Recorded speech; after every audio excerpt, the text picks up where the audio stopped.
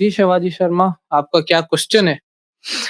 ऐसे टॉपिक तो है एक्स मुस्लिम एक्सपोज़ झूठ वाला ऑन दी न्यूज़, लेकिन आप को कोई क्वेश्चन है उसके बारे में तो आप पूछ सकते हैं। मेरा सवाल ये सर, इस्लाम में जी। ऐसा कोई चीज है, ये बताइए, मतलब प्रेजेंट टाइम पे मौजूद लाइव, मतलब कहते हैं कि इसको हुँ। प्रत्यक्ष प्रमाण के सामने शक की गुंजाइश नहीं होती। आप मेरी बात समझ रहे हैं? जी भाई। जी। तो ऐसा कोई तो आप ऐसा प्रत्यक्ष बोल रहे हैं प्रमाण। कि मतलब कि इस्लाम को जी मानने जी के लिए ऐसा कोई दलील या प्रूफ़, जैसा कि आप एक प्रूफ़ दे रहे थे कि उस तरीके से इस्लाम में भी बहुत सारे प्रूफ़ है। हजर अस्वद का ये है प्रूफ़ है, लेकिन सबसे बड़ा प्रूफ़ जो इस्लाम का है वो ये कुरान है, ठीक है?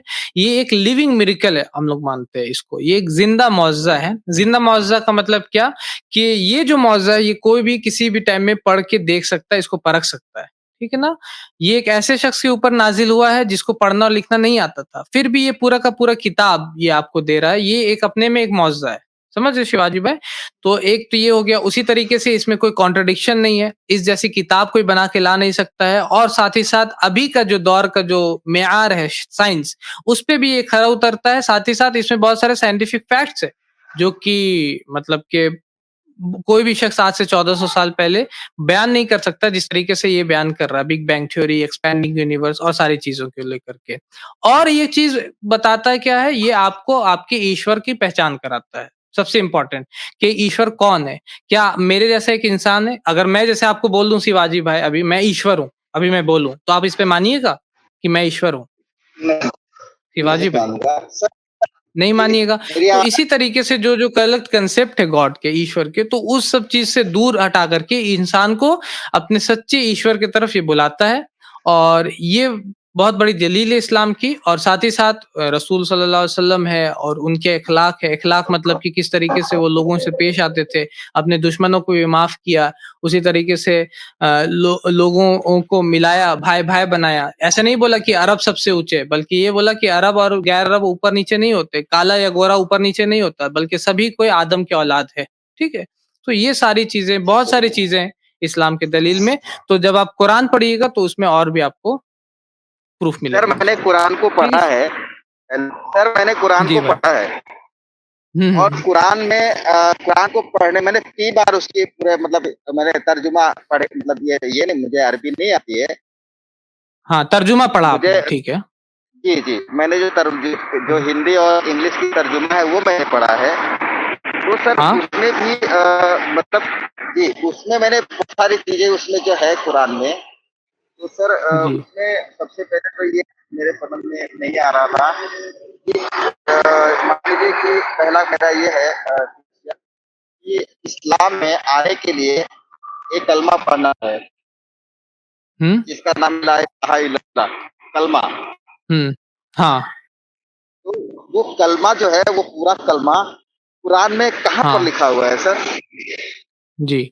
वो तो पूरा आपका ये कलमा मतलब है। कि सवाल था जी। कि आपने बोला आप 3 बार कुरान पढ़े हैं, तो आपको ये कलमा कहीं नहीं मिला, नहीं, मतलब नहीं, कलमा से मिलता-जुलता ये कोई मिला कलमा नहीं? जी, जी, जी, जी। कलमा से ऐसा मतलब जो ये कलमा है, मतलब उसमें लिखा हो, हुँ, जैसे कलमा का जो ट्रांसलेट है, तर्जुमा जो है, वो तर्जुमा भी हुँ। मुझे कहीं नहीं मिला कुरान में। तो किस हाँ, जगह तो मैं लिखा हुआ बता है? दे रहा हूँ, जैसे कि आपने बोला 3 बार आपने कुरान पढ़ा, तो मैं रेफ़रेंस दे दे रहा अच्छा। हूँ। चैप्टर 2 वर्स नंबर 163 है, वहाँ पे लिखा हुआ इलाहुकुम इलाह वाहिद ला इलाहा इल्ला हुआ, कि ला इलाहा इल्लल्लाह वाला पार्ट वहाँ पे है। और इस तरीके से अल्लाहु ला इलाहा इल्ला हु, ला इलाहा इल्लल्लाह वाला पार्ट बहुत जगह आपको मिलेगा। और साथ ही साथ सूरह मोहम्मद है और सूरह फतह है, वहाँ पे लिखा हुआ मोहम्मदुर रसूलुल्लाह, कि मोहम्मद सल्लल्लाहु अलैहि वसल्लम अल्लाह के रसूल है, ठीक है? तो जब आप ट्रांसलेशन पढ़िएगा तो आपको मिल जाएगा चैप्टर 48 में। और उसी तरीके सर से ये ला दोनों इलाहा इल्लल्लाह अलग-अलग, वाला सर ये दोनों मतलब कुरान चीज़ें में जो ही है है। वो मैं अलग-अलग अलग-अलग मिलती है। किताबें नहीं कोट कर रहा हूँ, कुरान में ही दोनों कोट है, दोनों लाइनें कुरान में ही है। मैं दो कुरान के बाहर नहीं गया, कुरान से ही मैंने दोनों कोट किया आपको, ला इलाहा इल्लल्लाह भी कोट किया, मोहम्मद रसूल अल्लाह भी कोट किया। समझ में आ रहा? बट ये तो दो ये चीज़ चीज़ें है। सर एक जगह नहीं लिखी हुई है, अलग-अलग लिखी हुई है ना? एक ही जगह कुरान में है, मतलब एक ही जगह है ना, कुरान अलग-अलग 2 किताब नहीं है ना, एक ही किताब है। एक ही किताब में लिखा हुआ ला इलाहा इल्लल्लाह भी और मोहम्मद रसूलुल्लाह भी। अब आप बोलिएगा कि एक ही जगह में सब चीज एक ही जगह पे आ जाए, तो कुछ आयतें ऐसी है जैसे सूरह बकरा की आयत नंबर 177 जिसमें लिखा हुआ कि जो अल्लाह पे ईमान लाते हैं, उसके फरिश्तों पे ईमान लाते हैं, उसके रसूलों पे ईमान लाते हैं, तो कुछ आयतों में आती है एक जगह पे। लेकिन ला इलाहा इल्लल्लाह मोहम्मद रसूलुल्लाह अगर आप ये एग्जैक्ट ढूंढ रहे हैं तो एक जगह पे ला इलाहा इल्लल्लाह और यहाँ पे मोहम्मद रसूलुल्लाह दोनों को मिल जाएगा। अगर ट्रांसलेशन में ये तो मैंने ट्रांसलेशन में मिल देखा है जाएगा। अलग-अलग, ठीक है। ये अलग-अलग तो मैंने हाँ, पढ़ा है सर, अलग-अलग मैंने पढ़ा है। एक बात है अलग क्या अलग नहीं, एक ही ये कुरान में शिवाजी भाई, दोनों एक ही जगह है ना, दोनों अलग अलग कुरान में पढ़ा आपने, दो कुरान नहीं है ना आपके पास, एक ही कुरान है नहीं, ना? नहीं, कितना कुरान? एक ही कुरान में हाँ, तो पढ़ा, एक ही लेकिन कुरान मेरे में कहने दोनों का आपको मतलब मिल है गया। अभी आपने बोला कि आपको कुरान में नहीं मिला, तो मैंने कुरान से इसलिए रेफरेंस दे दिया। ठीक है। सर। और दूसरा एक और था, ये जो किताब है, ये कहते हैं कि ये आसमान हम्म से नाजिल हुई। हम्म आसमान से जब नाजिल हुई है, तो ये जैसे किताब हम्म पहला पेज उड़ते हैं तो उसमें तुरंत लिखा रहता है बिस्मिल्लाहिर रहमानिर रहीम। तो सर मेरे मन में हम्म ये जो वर्ड है ये खटका करता है कि अगर ये किताब अल्लाह की तरफ से आई है तो अल्लाह कौन से अल्लाह का नाम लेके ये किताब शुरू कर रहा है? अल्लाह कोई अल्लाह के नाम नहीं ले रहे, अल्लाह ताला आपको बता रहे कि किस तरीके से आपको शुरू करना है। बिस्मिल्लाहिर्रहमानिर्रहीम, इसके ऊपर मैंने पूरा वीडियो बनाया है। ये क्वेश्चन बहुत पुराना है कि लोग पूछते कि अल्लाह किसके अल्लाह का नाम ले रहे, जैसे कि अगर आप वेद पढ़िएगा तो ओम से शुरू होता है, नहीं तो नहीं हम लोग पूछ सर, सकते हैं ओम किस ओम की नाम ले रहे हैं, ठीक है ना? या अगर आप बाइबल पढ़िएगा तो in the beginning God created the world, ठीक है ना? तो नहीं देखिए गॉड सर, किस गॉड का नाम ले रहे हैं?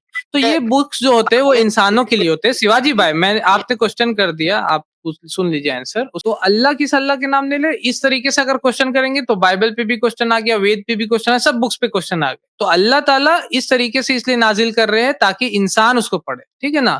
अल्लाह ताला अगर बोलते हैं मेरे नाम से शुरू, तो मैंने इस पे आंसर अभी दिया, क्या मेरे नाम से शुरू अगर मैं पढ़ने लगूंगा वहां पर तो मुझे लगा मैं अपने नाम से शुरू कर रहा हूँ, लेकिन नाम किसका लेना? अल्लाह का। तो क्योंकि कुरान एक पढ़ने वाली किताब है इसलिए उस तरीके से नाजिल हुआ। ठीक है शिवाजी भाई, तो ये चीज है। आपके पीछे थोड़ा साउंड हो रहा था इसलिए मुझे आपको हटाना पड़ा। हमारे चैनल IRPC इंडिया को सब्सक्राइब करें और बेल बटन पे क्लिक करें ताकि हमारा सारा वीडियो आप तक जरूर पहुंचे।